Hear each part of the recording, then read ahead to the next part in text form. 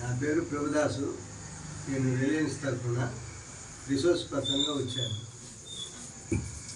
Reliance foundation అనేది ఇక్కడ పనిచేస్తూ ఉంది, అది మీకు తెలుసు.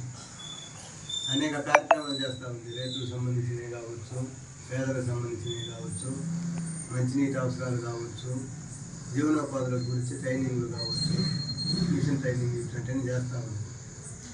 ఈరోజు మీ దగ్గర పెట్టిన ముఖ్య ఉద్దేశం ఏంటంటే ఫైనాన్షియల్ ఇంక్లూజన్ అని చెప్పేసి బ్యాంకులు ఆ సెక్షన్లో ఇది ఒక మంచి కార్యక్రమం. ఫైనాన్షియల్ ఇంక్లూజన్ అంటే ఆర్థిక సాధికారత.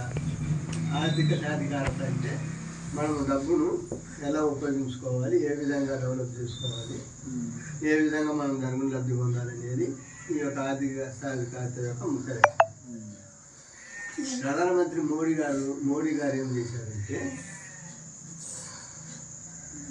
ఈ ఫైనాన్స్ ఇంక్లూజన్ మీద ఎన్నో పథకాలు పెట్టారు.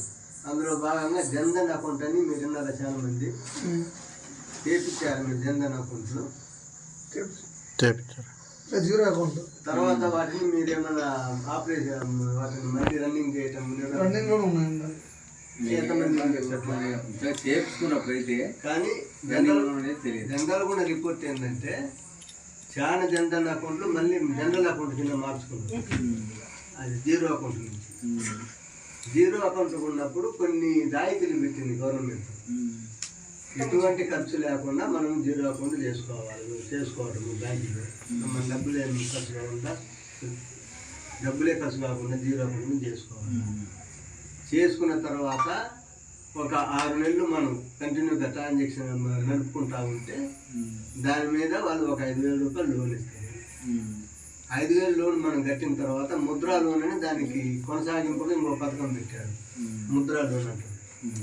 ఈ ముద్రా లోన్ అంటే చిన్న తరహా పరిశ్రమలను అభివృద్ధి చేసుకోవడము, అది దాని యొక్క ముఖ్య లక్ష్యం. అందులో మూడు స్టేజ్లు పెట్టారు. ఒక స్టేజ్ వచ్చేసి శిశువు అని పెట్టారు. అంటే ఆ శిశువు అంటే చిన్నపిల్లలతో సంబంధం అన్నమాట. ఆ స్టేజ్లో మనకి 50,000 ఇస్తారు. దీనికి ఎటువంటి రికమెండేషన్ కానీ ఎటువంటి హామీలు కానీ మనం బ్యాంక్ వాళ్ళకి ఇవ్వక్కర్లేదు. మన అకౌంట్లో ఒక 6 నెలల పాటు నడిస్తే చాలు. అట్టనే వాళ్ళు ఇచ్చిన 5,000 రూపాయలు మనం తిరిగి రీపేమెంట్ కడితే చాలు. ఆటోమేటిక్గా రూల్స్ ప్రకారంగా మనకి ఇచ్చేస్తాం. ఆ ఇచ్చిన తర్వాత మనము ఈ 50,000లో 2-3 కంతులు కంటిన్యూగా కట్టుకుంటే దాంట్లో శిశు తర్వాత కౌమారం అని ఇంకొక స్టేజ్ ఉంటుంది, అంటే 2వ స్టేజ్. అందులో మనకు 5 లక్షల వరకు ఇస్తారు. అది ఇప్పుడు 10 లక్షలు చేయాలి. ఈ 10 లక్షల అమౌంట్ను కూడా మనము సక్రమంగా కడుతున్నాము అని బ్యాంకు వాళ్ళు కట్టుకుంటూ పోతా ఉంటే బ్యాంకు వాళ్ళు నమ్మితే మనకు ఆ నుంచి స్టాండప్ ఇండియా, స్టార్టప్ ఇండియా అని ఇంకొక స్కీమ్ను కూడా దీనికి యాడ్ చేస్తారు.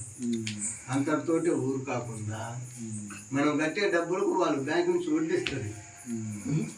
ఆ వడ్డీలో నుంచి మనము పిఎం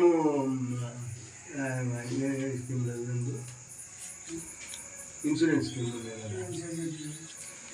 ప్రధానమంత్రి జీవన జ్యోతి బీమా యోజన, ప్రధానమంత్రి జీవిత బీమా యోజన అని 2 స్కీములు ఉన్నాయి.